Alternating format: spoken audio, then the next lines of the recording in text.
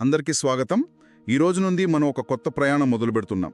ప్రతిరోజు బైబిల్ను తెరిచి అధ్యాయం తర్వాత అధ్యాయం దానిలో ఉన్న లోతైన సత్యాలను కలిసి అర్థం చేసుకునే ప్రయత్నం ఇది. మా లక్ష్యం చాలా సింపుల్. క్రైస్తవులకు వేదాంత శాస్త్రాన్ని అంటే థియాలజీని ఒక స్నేహితుడితో మాట్లాడుతున్నంత తేలికగా వివరించడం. ఈ ప్రయాణంలో భాగంగా ఈరోజు మనం ఆదికాండము 12వ అధ్యాయం మొదటి 9 వచనాలను చూద్దాం. అంటే మొదటి 11 అధ్యాయాలు చూస్తే అంతా గందరగోళం. సృష్టి, మానవ పతనం, జలప్రలయం, ఆ తర్వాత బాబేలు గోపురం. అంతా చీకటి, గందరగోళం, ఒక రకమైన నిశ్శబ్దం. ఇప్పుడు ఆ నిశ్శబ్దాన్ని ఛేదిస్తూ దేవుని స్వరం వినిపిస్తుంది. అవును, ఇది బైబిల్ కథలోనే ఒక పెద్ద టర్నింగ్ పాయింట్ లాంటిది. మానవజాతి దేవునిపై తిరుగుబాటు చేసిన కథ తర్వాత ఇప్పుడు దేవుడు తన విమోచన ప్రణాళికను ప్రారంభిస్తున్నాడు. ఆశ్చర్యమేంటంటే ఆ ప్రణాళిక ఒక సైన్యంతోనో రాజ్యంతోనో మొదలవలేదు. ఒకే ఒక్క వ్యక్తితో ఒకే ఒక్క కుటుంబంతో మొదలైంది. ఆ ఒక్కరి ద్వారా ప్రపంచమంతటికీ ఆశీర్వాదాన్ని తిరిగి తీసుకురావాలన్నది దేవుని సంకల్పం. అద్భుతం. బాబేలులో మనుషులు మన పేరు మనమే గొప్ప చేసుకుందాం అని ప్రయత్నించి ఫెయిల్ అయ్యారు కదా. అవును. ఇక్కడ దేవుడు అబ్రాంతో నువ్వు నన్ను నమ్ము, నీ పేరును నేనే గొప్ప చేస్తాను అంటున్నాడు. సరే, ఈ సంభాషణలోకి ఇంకా లోతుగా వెళ్దాం. మొదటి వచనంలోనే దేవుడు అబ్రాముకు ఒక బలమైన ఆజ్ఞ ఇస్తాడు. నీవు లేచి నీ దేశము నుండియు నీ బంధువుల యొద్ద నుండియు నీ తండ్రి ఇంటి నుండియు బయలుదేరిరా. ఒక్కసారి ఊహించుకోండి, మనకలాంటి పిలుపు వస్తే ఇల్లు, ఉద్యోగం, స్నేహితులు, కుటుంబం, దేశం అన్నీ వదిలేయమంటే ఇది చాలా కఠినమైంది కదా. చాలా కఠినమైనది. హీబ్రూ భాషలో ఆ ఆజ్ఞ ఇంకా శక్తివంతంగా ఉంటుంది. దేవుడు అన్న మాట లెఖ్ లెఖ. దానికి కేవలం వెళ్ళు అని కాదు, నీ కొరకు నీవు వెళ్ళు అని అర్థం. అంటే అబ్రమా, నేను నిన్ను అడుగుతున్న ఈ త్యాగం నీ నాశనానికి కాదు, నీ మేలుకే. ఈ ప్రయాణం నీ ప్రయోజనం కోసమే అని ఆ ఆజ్ఞలోనే ఒక వాగ్దానాన్ని దాచిపెట్టింది. వావ్! అంటే అది కేవలం ఒక కఠినమైన ఆజ్ఞ కాదు, ఆజ్ఞలో దాగి ఉన్న ఒక భరోసా. ఖచ్చితంగా. అంతేకాదు, ఆ ఆజ్ఞలో 3 దశలున్నాయి. ఒకటి తర్వాత ఒకటి మరింత కష్టంగా మారతాయి. మొదట నీ దేశము అంటే జాతీయ గుర్తింపు, సంస్కృతి, వాటిని వదిలేయడం. రెండవది నీ బంధువులు అంటే తన విస్తృతమైన కుటుంబం, ఆనాటి సామాజిక భద్రత నుండి బయటకు రావడం. ఇక మూడవది నీ తండ్రి ఇల్లు. ఇది అన్నిటికంటే కష్టమైనది. ఎందుకని? ఆ కాలంలో తండ్రి ఇల్లు అంటే కేవలం ఒక భవనం కాదు, అది ఒకరి వారసత్వానికి, గుర్తింపుకు, మతపరమైన ఆచారాలకు కేంద్రం. దాన్ని వదిలేయడమంటే ఒక రకంగా తన గతాన్నంతటినీ చెరిపేసుకోవడమే. ఇదిలా ఉంటే ఇందులో నన్ను ఇంకా ఆశ్చర్యపరిచే విషయమేంటంటే, ఎక్కడికి వెళ్లాలో దేవుడు చెప్పలేదు. నేను నీకు చూపించు దేశమునకు వెళ్ళుము అన్నాడంతే. మ్యాప్ లేదు, ప్లాన్ లేదు. అదే కదా విశ్వాసంలోని అసలైన సవాలు. గమ్యం తెలిస్తే మనిషి తన సొంత తెలివిపై ఆధారపడతాడు. కాని గమ్యాన్ని దాచిపెట్టడం ద్వారా దేవుడు అబ్రమును తనపై మాత్రమే ప్రతి అడుగులోనూ ఆధారపడేలా చేస్తున్నాడు. అందుకే హెబ్రీలకు రాసిన పత్రిక 11:8లో. అవును, అక్కడ చాలా ప్రత్యేకంగా వ్రాయబడింది, తాను ఎక్కడికి వెళ్ళుచున్నాడో ఎరుగక బయలువెళ్ళెను అని. తెలియని దానిలోకి అడుగు పెట్టడమే నిజమైన విశ్వాసం. అయితే చాలామందికి ఒక ప్రశ్న వస్తుంది. ఈ పిలుపు అబ్రాముకు ఊరు అనే పట్టణంలో ఉన్నప్పుడు వచ్చిందా, లేక హారాన్లో ఉన్నప్పుడు వచ్చిందా? మంచి ప్రశ్న.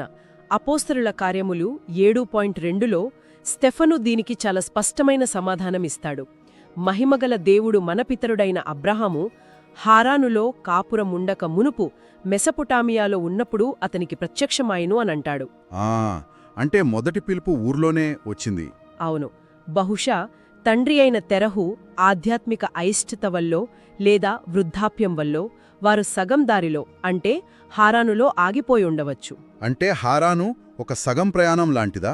ఒక రకంగా చెప్పాలంటే అంతే. దేవుని పిలుపును పూర్తిగా పాటించాలంటే సగం దారిలో ఆగిపోకూడదని ఇది మనకొక ముఖ్యమైన పాఠం నేర్పిస్తుంది. ఇంత కఠినమైన ఆజ్ఞను పాటించాలంటే దానికి బదులుగా వచ్చే ప్రతిఫలం చాలా గొప్పదై ఉండాలి. నిజానికి దేవుడిచ్చే వాగ్దానాలు అలాంటివే కదా. ఖచ్చితంగా. దేవుడు 7 అద్భుతమైన వాగ్దానాలు చేస్తాడు. ఇవి అబ్రహాము నిబంధనకు పునాది లాంటివి. సరే, వాటిని చూద్దాం. మొదటిది, నిన్ను గొప్ప జనముగా చేసెదను. ఒక్క నిమిషం. అబ్రాము వయస్సు 70 ఏళ్ళు. అతని భార్య శారాయి గొడ్రాలు, వాళ్ళకు పిల్లలు లేరు. అలాంటి వ్యక్తితో దేవుడు నిన్ను గొప్ప జనాంగంగా చేస్తాను అంటున్నాడు. ఇది నమ్మశక్యంగా లేదు. అవును, అసాధ్యమైన పరిస్థితులలో నుండే దేవుడు అద్భుతాలు చేస్తాడని చెప్పడానికే ఈ వాగ్దానం. దేవుడు శూన్యంలోండి సృష్టిని చెయ్యగలడనే సత్యానికి ఇది నిదర్శనం. సరే, ఇక రెండవది నిన్ను ఆశీర్వదించదను అనే. అతను తన తండ్రి ఇంటి దీవెనలను వదులుకుంటున్నాడు కాబట్టి దానికి బదులుగా దేవుడే స్వయంగా అతనికి తండ్రి స్థానంలో ఉండి ఆశీర్వదిస్తానని మాటేస్తున్నాడు. మూడవది, నీ నామమును గొప్ప చేయుదును. ఇక్కడే నాకు బాబేలు కథ మళ్ళీ గుర్తొస్తుంది. సరిగ్గా అదే పాయింట్. వాళ్ళు తమ సొంత శక్తితో పేరు సంపాదించుకోవాలనుకున్నారు. ఇక్కడ దేవుడే నీ పేరును నేనే గొప్ప చేస్తాను అంటున్నాడు. నిజమైన గొప్పతనం మానవ ఆశయం నుండి కాదు, దైవిక విధేయత నుండే వస్తుందని ఇది స్పష్టంగా చెబుతోంది. 4వ వాగ్దానం ఇంకా లోతైనది. నీవు ఆశీర్వాదముగా నుందువు. అంటే అబ్రాము కేవలం ఆశీర్వాదాలు పొందే ఒక వ్యక్తిగా కాకుండా ఇతరులకు ఆశీర్వాదాలు పంచే ఒక మాధ్యమంగా మారుతాడు. అతని జీవితమే ఒక ఆశీర్వాదంగా మారిపోతుంది. ఇక 5వది, 6వది, నిన్ను ఆశీర్వదించువారిని ఆశీర్వదించదను, నిన్ను దూషించువానిని శపించదను. ఇక్కడ హీబ్రూ పదాల్లో ఏదో ప్రత్యేకత ఉందని విన్నాను, నిజమేనా?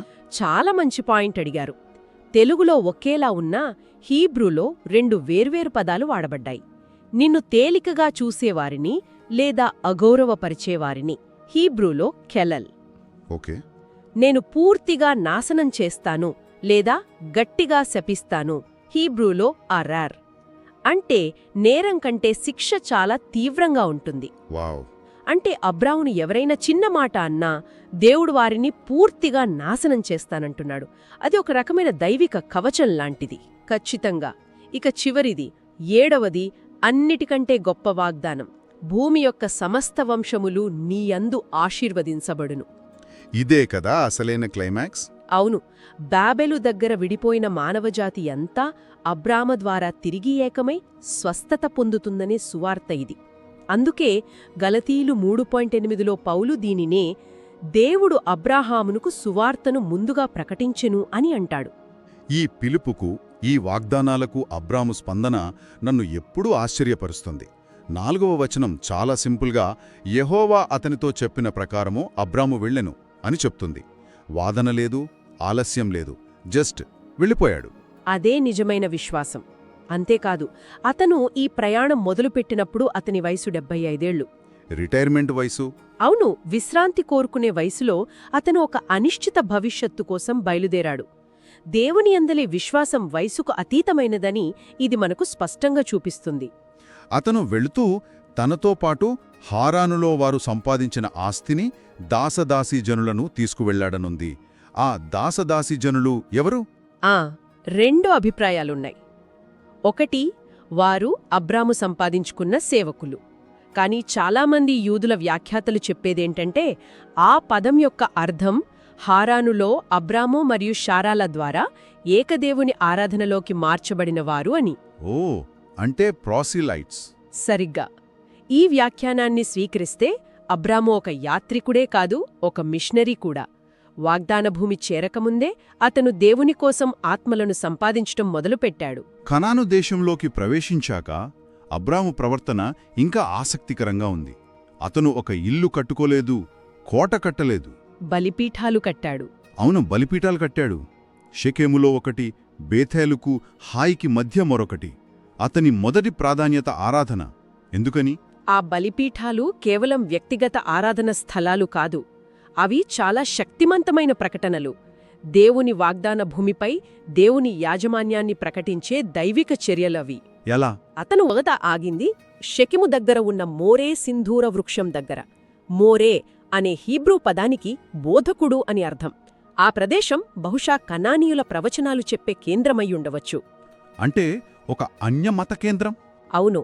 సరిగ్గా అదే స్థలంలో బలిపీఠం కట్టటం ద్వారా అబ్రాము ఆ ప్రాంతాన్ని యెహోవా కొరకు స్వాధీనం చేసుకుంటున్నాడు. ఈ భూమి మీ దేవతలది కాదు, నా దేవుడైన యెహోవాది అని ప్రకటిస్తున్నాడు. అయితే 6వ వచనంలోనే ఒక చిన్న వాక్యం ఉంది.